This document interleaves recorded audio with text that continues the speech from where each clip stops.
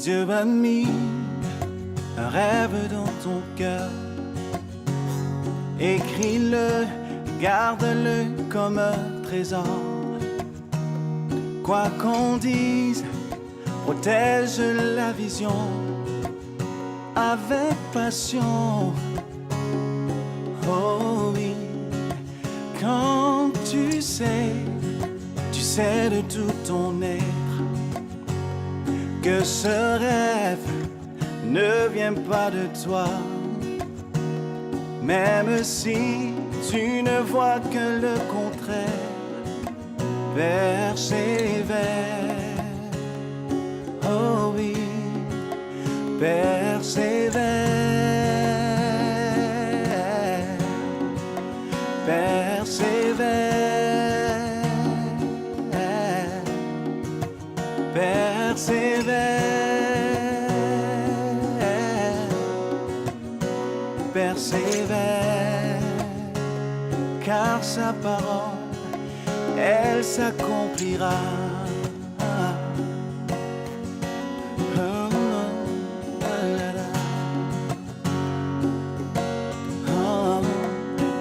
Si dans ton cœur est réelle cette promesse, quand vient le doute, lève-toi et confesse que Dieu est vrai et que sa parole demeure éternelle. Oh, oh, oh. Car ce qu'il promet, mon frère, ma soeur, n'est jamais vain. Toujours fidèle et son chemin certain. Même si les choses semblent n'aboutir à rien, persévère. Oh, oh, oh.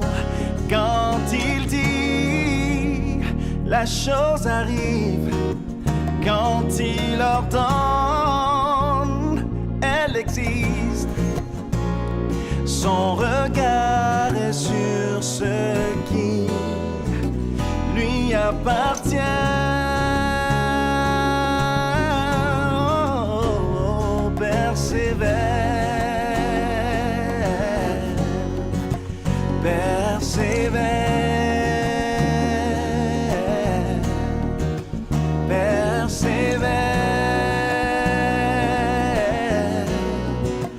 persévère. Encore une fois, persévère. Persévère, persévère, persévère, persévère, car sa parole, elle s'accomplira. Oh oui, elle s'accomplira. Oh oui, elle s'accomplira. Certainement. Oh oui, elle s'accomplira.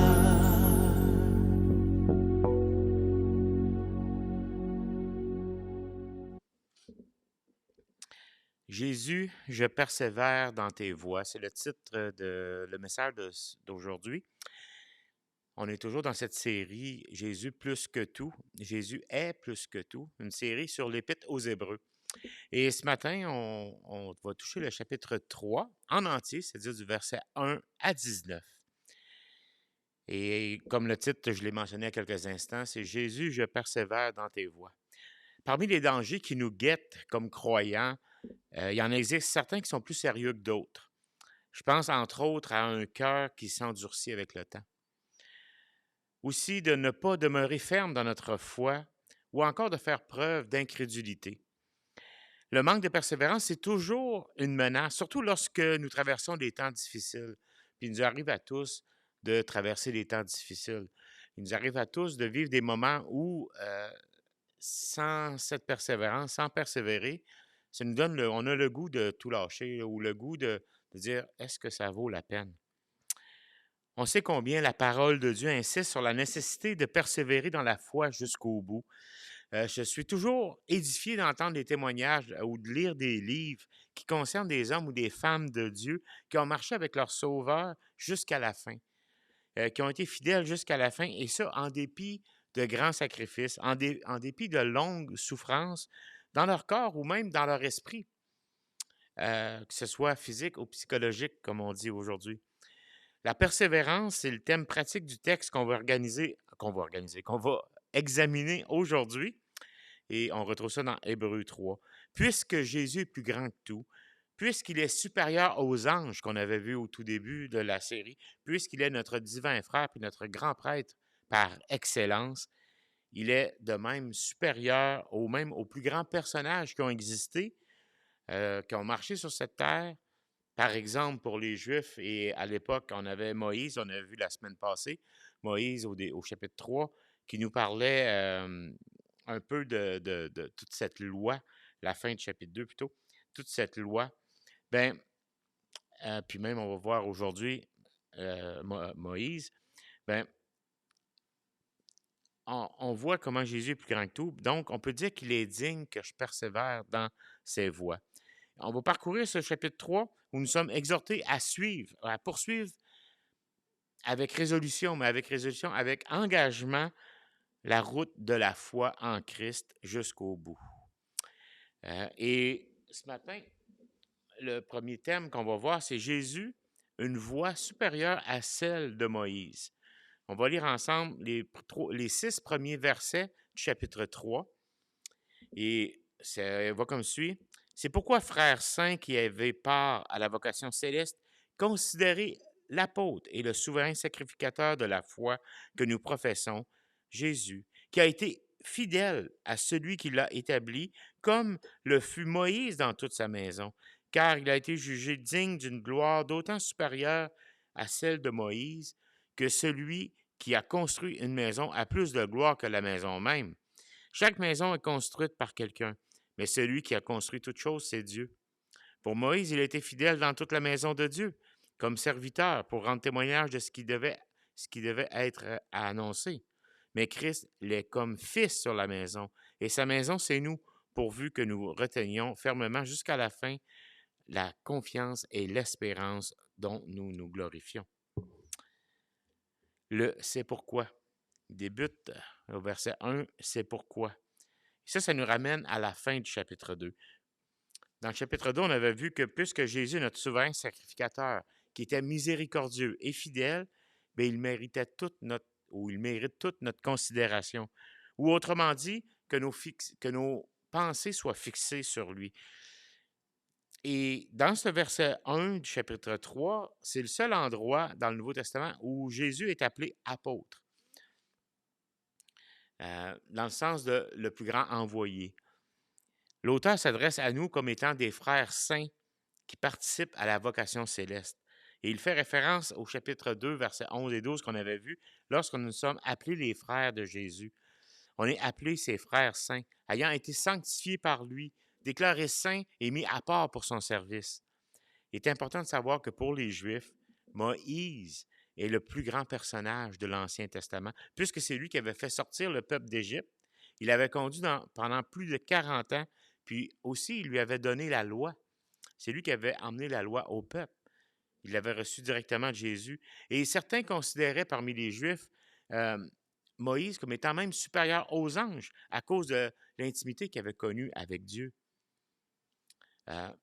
Mais si l'auteur ici de l'Épître aux Hébreux compare Jésus à Moïse en le présentant comme étant supérieur, c'est pas dans le sens qu'il était un plus grand prophète et que Jésus est encore un meilleur prophète, mais c'est plus dans un sens que Moïse a donné la loi, mais Jésus a donné l'Évangile, une voie supérieure à la loi, parce que Jésus est venu accomplir la loi. C'est une différence de catégorie que l'auteur nous présente. Puis malgré, en parlant de Moïse, malgré ses gaffes et ses manquements, son impatience avec le peuple, mais tout ça, ça lui a coûté la joie d'entrer dans la terre promise. Moïse était toutefois un serviteur fidèle dans la maison de Dieu. Mais comme Moïse, Jésus, lui, a été fidèle à son Père qu'il a établi sur la maison. Il est le Fils, il est l'héritier. Si Moïse était grand et fidèle, ben, à plus forte raison, Jésus l'est parfaitement. Moïse a été un serviteur fidèle dans la maison. Il a travaillé, il a servi dans la maison qui a été construite. Et cette maison appartenait à quelqu'un d'autre. Mais Jésus, lui, est l'auteur et l'architecte. On avait vu au tout début d'Hébreux que c'est par lui que toutes choses ont été créées. C'est lui qui a tout créé, toutes choses. Mais en même temps, c'est lui qui bâtit l'Église. Et tout ça lui appartient. Le mot maison veut un sens de maisonner, c'est-à-dire de personnes qui habitent cette maison-là, qui sont un peu une famille en quelque sorte. Un peu comme on parle de le peuple de Dieu, c'est pas un bâtiment. L'Église, c'est pas un bâtiment. L'Église, c'est le peuple qui s'assemble. C'est ceux qui sont appelés hors d'eux. Et Dieu habite parmi son peuple. Dieu n'habite pas dans un bâtiment fait de main d'œuvre, de main d'hommes par leur main d'œuvre, mais il habite parmi son peuple. Son Église est formée de gens de toute race, de toute nation, puis elle est l'habitation de Dieu en esprit. Dans Éphésiens 2, 19 à 22, on peut lire ceci. « Ainsi donc, vous n'êtes plus des étrangers ni des gens de passage, mais vous avez été concitoyens des saints, membres de la maison de Dieu. Vous avez été édifiés sur le fondement des apôtres et des prophètes, Jésus-Christ lui-même étant la pierre angulaire de l'angle. La pierre angulaire. En lui, tout l'édifice bien coordonné s'élève pour être un temple saint dans le Seigneur. En lui, vous aussi, vous êtes édifiés ensemble pour être une habitation de Dieu en esprit. » Éphésiens 2, 19 à 22. Donc, selon même le verset 5 que nous avons lu dans Hébreux 3, Moïse a été fidèle également en rendant témoignage ou en annonçant celui qui allait venir.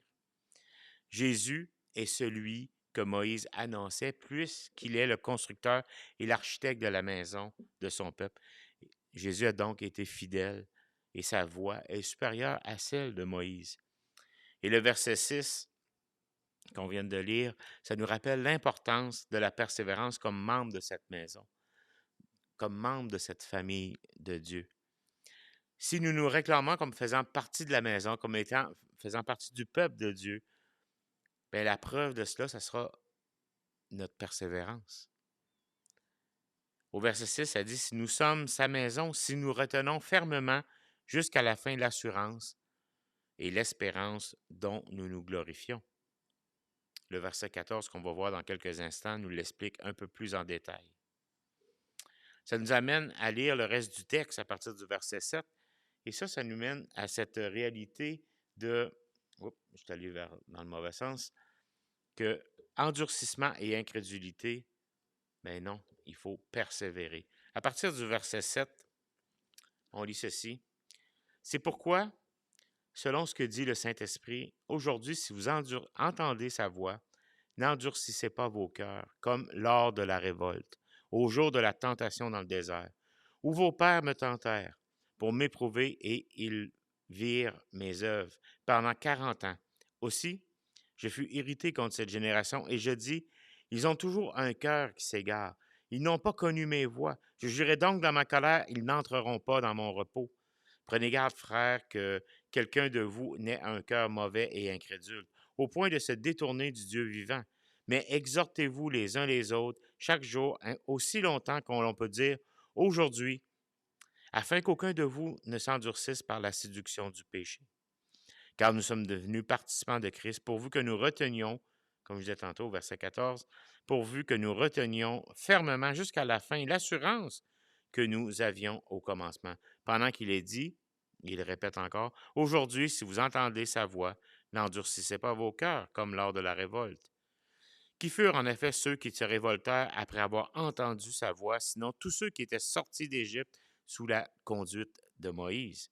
Et contre qui Dieu fut-il irrité pendant 40 ans, sinon ceux qui péchèrent et dont les cadavres tombèrent dans le désert? Et à qui jura-t-il qu'il n'entrerait pas dans son repos, sinon à ceux qui avaient désobéi. Aussi, voyons-nous qu'ils ne purent y entrer à cause de leur incrédulité.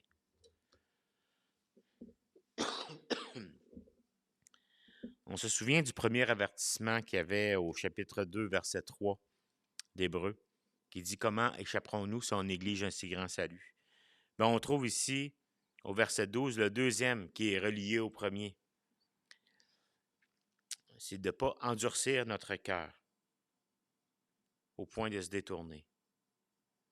Si les destinataires avaient des sanctions sérieuses qui les attendaient s'ils négligeaient un si grand salut, ben, il faut prendre garde à notre tour de nous endurcir et d'être incrédules comme la plupart des Juifs l'ont été dans le désert pendant 40 ans sous la direction de Moïse. En fait, ici, on a un exemple à ne pas suivre, à éviter à tout prix. Si toute cette génération n'est pas entrée dans le repos de la terre promise, il faut être prudent de ne pas les imiter dans leur incrédulité. Et l'auteur cite le psaume 95. Puis ça, on va le voir encore lors du chapitre 4. Il le récite à plusieurs moments. Mais l'auteur cite le psaume 95, 7 à 11. Et il croit donc à l'inspiration de ce texte. C'est intéressant parce qu'il utilise les mots selon ce que dit le Saint-Esprit, tout en citant les paroles de l'auteur des psaumes. Ce psaume fait partie des psaumes qu'on dit historiques, c'est-à-dire qu'il raconte un récit de l'histoire d'Israël, puis il en tire des leçons et des applications. Puis ce que l'auteur fait ici, c'est qu'il lit le psaume 95 avec une application morale. Et au chapitre 4, comme on le fait aujourd'hui, on le voit d'une manière figurée. C'est ce qu'il fait en hébreu. Si Moïse a été fidèle et que Jésus a été fidèle et digne de notre considération, il faut se garder d'endurcir nos cœurs.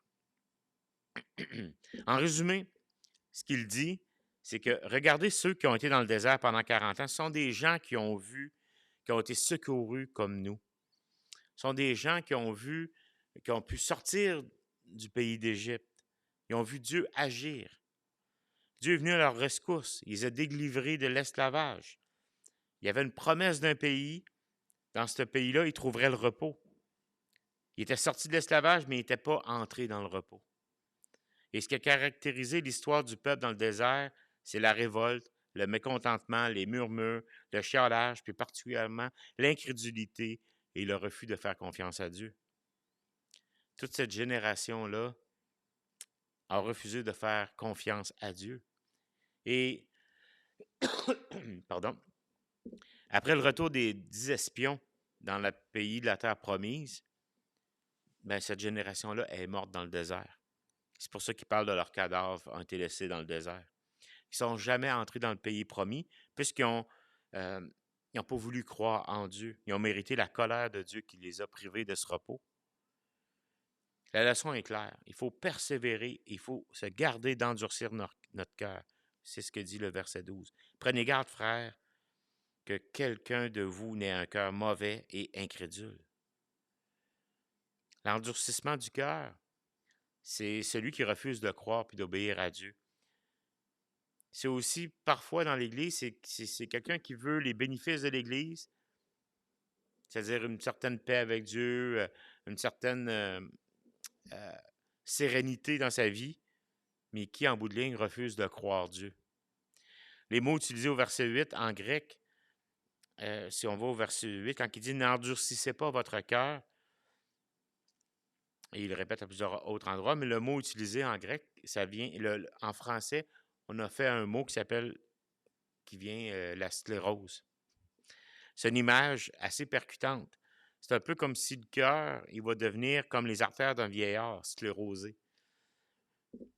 L'incrédulité, c'est un cœur qui a mal vieilli puisqu'il s'est endurci. C'est d'ailleurs ce qui nous guette dans notre vie normale, la vie terrestre, c'est-à-dire que notre cœur vieillit, puis nos artères vieillissent, et se sclérose. C'est ce qui entraîne la mort. Mais d'un point de vue spirituel, c'est souvent la même chose. Ça peut être la même chose. C'est que notre cœur s'endurcit, puis il devient de moins en moins à l'écoute de Dieu. Et c'est pour ça qu'on doit s'exhorter chaque jour, aussi longtemps qu'on peut le dire aujourd'hui. Et au verset 7, verset 15, il dit « Aujourd'hui ». Un jour, il n'y aura plus d'aujourd'hui. La période de grâce sera terminée. On ne pourra pas arriver devant Dieu éternellement en disant « Hey, j'ai encore le temps ». Parce que ça, aujourd'hui, va être terminé. Cet avertissement nous interpelle sérieusement. Comment se porte ton cœur devant Dieu? Est-ce que j'ai besoin d'un examen de mon cœur? Est-ce que j'ai besoin d'un électrocardiogramme spirituel? Est-ce que j'ai des artères spirituelles de bloquer? Le meilleur antidote à l'endurcissement, c'est de s'exposer régulièrement à la parole par l'exhortation, l'encouragement mutuel. C'est ça la famille de Dieu, c'est ça sa maison, c'est ça sa maisonnée, c'est la présence des frères et sœurs dans nos vies, la présence des autres croyants qui vont nous aider justement ensemble à ne pas endurcir notre cœur, à s'encourager, à grandir. Et au verset 14 qu'on a lu tantôt, ça nous parle de ce sens, de cette définition ou encore la description d'un croyant authentique. Qu'est-ce qu'il fait? Il persévère. La démonstration de ma participation avec Christ dans le passé, c'est ma persévérance actuelle. L'apôtre Jean nous rapporte les paroles de Jésus. Et il dit ceci dans Jean 8, versets 31-32. « Si vous demeurez dans ma parole, vous êtes vraiment mes disciples. Vous connaîtrez la vérité vous rendra libre. » Et Jean poursuit, là il rapportait les paroles de Jésus, mais Jean, dans son première épître, au chapitre 2, versets 18-19, il poursuit en disant ceci, « Ils sont sortis de chez nous, mais ils n'étaient pas des nôtres, car s'ils avaient été des nôtres, ils seraient demeurés avec nous. Mais de la sorte, il est manifeste que tous ne sont pas des nôtres. » En fait, un peu comme le passage dans Hébreu, ceux qui s'endurcissent puis qui sont incrédules, ça démontre qu'ils n'appartenaient pas à la maison de Dieu. Ça prouve qu'ils n'étaient pas des nôtres. Ils ont quitté la foi et ils ne sont pas demeurés fermes dans cette foi. Nous avons auprès des Écritures, on sait que d'après les Écritures que si nous pouvons persévérer, c'est grâce à Dieu. C'est au fait qu'il nous garde. Donc, si on ne persévère pas, c'est parce qu'on ne s'appuie pas sur cette grâce de Dieu. Puis on rejette cette grâce de Dieu. Il ne faut donc pas être comme ceux qui sont sortis, mais en fait, qui ne sont jamais entrés. Souvent, on a ce terme, la conversion, mais ce n'est pas une chose à prendre à la légère. Donner sa vie à Dieu, ce n'est pas quelque chose qu'on doit prendre à la légère et dire, ça fait pour un temps, puis éventuellement, peut-être qu'on verra ce que ça va donner. C'est sûr que vivre pour Dieu, ça n'exclut pas des périodes d'éloignement, de refroidissement, de doute, de recul. On a toutes ces questions qui peuvent nous passer en tête à chaque moment ou dans des événements, puis on se dit, ça vaut-tu la peine de continuer? Mais c'est à ce moment-là que Dieu raffermit notre cœur, puis qu'on peut persévérer. Mais il n'en demeure pas moins que j'ai la responsabilité, justement, de persévérer. Personne ne va le faire à notre place. Puis les versets 16, 17 et 18 de notre texte, c'est comme la réponse aux trois mêmes questions là, que l'auteur pose. Ceux qui avaient été secourus, ils n'allaient pas entrer dans la terre de repos. Le peuple qui avait entendu la voix de Dieu, qui avait vu ses œuvres, qui avait même vu ses jugements, entre autres sur le peuple égyptien, mais c'est le même peuple qui a continué de pécher, à ne pas croire, puis à désobéir, puis à juste voir Dieu comme étant une chose à faire, une religion à suivre ou des règlements à suivre. Mais le texte d'Hébreu nous dit, ne suivez pas leurs traces. Le repos ultime, pour conclure, qui nous attend, c'est d'être dans la présence de Dieu dans l'éternité. Est-ce qu'on a décidé de lancer la serviette? Est-ce que notre cœur s'est endurci? Il faut confesser au Seigneur et revenir aux pieds de Jésus. Celui qui est l'apôtre, le grand prêtre de notre foi. Frères et sœurs, il faut prendre la décision de retenir fermement notre confiance en Dieu, en lui, et persévérer jusqu'au bout. Parce que Jésus est plus que tout. Parce que Jésus est celui qui peut nous garder jusqu'à la fin. Jésus saura nous garder. Et c'est pour ça qu'on va pouvoir dire, en terminant, Jésus, je persévère dans tes voies.